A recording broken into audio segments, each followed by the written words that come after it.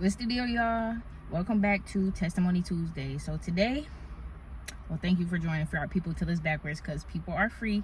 And today is Testimony Tuesday. So there's no script in front of me. We go straight from the heart, straight from the dome. We just say what we want to say, and it come out however it come out.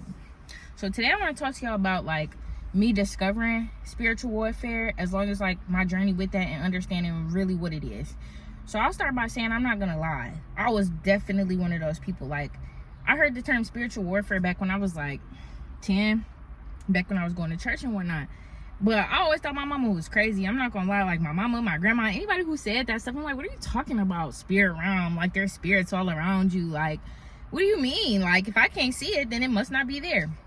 Lack of faith, because that is exactly what faith is. Believe in something you cannot see.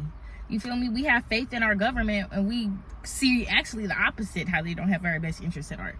So, synonymous with God, y'all. It was a journey that I had to endure and experience to really, truly understand what it was. And it's funny because it all started with me going down the rabbit hole of being a conspiracy theorist. But like I said, that's a whole nother video. Y'all already know. Those who have been watching my videos already know. We're just educated people. We're not a conspiracy anything. So, with that, y'all, I started to watch the documentary, like I said, that I leave in the description of every video. When I started to watch that and I started to see, like I said, just like that man, he wasn't even religious. He thought all that stuff was willy-nilly hoax type thing. Didn't believe in evil spirits or demons just being around you all the time. Even right now, just demons around you. Somebody who doesn't really willingly have an awareness or want to have that understanding of what people truly mean when they say that, getting into the depths, the surface level, the foundation of that, to most it will come off a little bit loony or a little bit exaggerated. So what really kind of made it real for me was literally right after I watched this documentary, and I made the decision I'm not about to let him be the only one telling people this. I don't know, when I find out stuff, I'm never the type to be skeptical. If anything, I treat it like court, innocent until proven guilty. So fact unless proven false. So when it comes to stuff specifically like that and about exposing the world and industry, I already know the government can't be trusted. So it didn't really take much for me to believe it. For me to actually see the evidence, see the videos that he's putting in and stuff, I'm like, nah, the world gotta know about this, whether I gotta die about it or what. The world gotta know. I have to spread this message. So kid you not, as I started to watch more videos from this YouTuber, his YouTube is called The Truth Is. I don't really watch him anymore because it's kind of all the least to say the least, what they say, the grasshopper became the teacher or whatever. Yeah.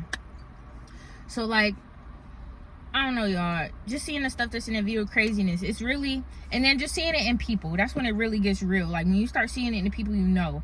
So one of my family members, just when I started learning about this stuff, learning about certain people in the industry and all that other stuff, such as Aleister Crowley and all that, about Freemasonry and all this, and I would bring it up around this family member, they would know what I'm talking about. And it would raise a red flag to me, because it's how do you know about this stuff, but you're seeming like you're on that side, always bringing up during an organization, or always bringing up their literally organization or their program that they're in and stuff.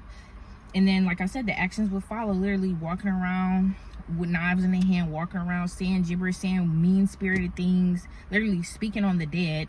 We share the same dead family member, speaking on them, speaking on me in the midst of the night, weird times of the day, consuming hard drugs. All of those things are signs of demonic energy or a demonic spirit or negativity around you, or with quite literally within that person or yourself.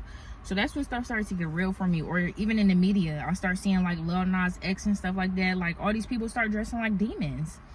And I say, y'all, I'm always the type to ask why.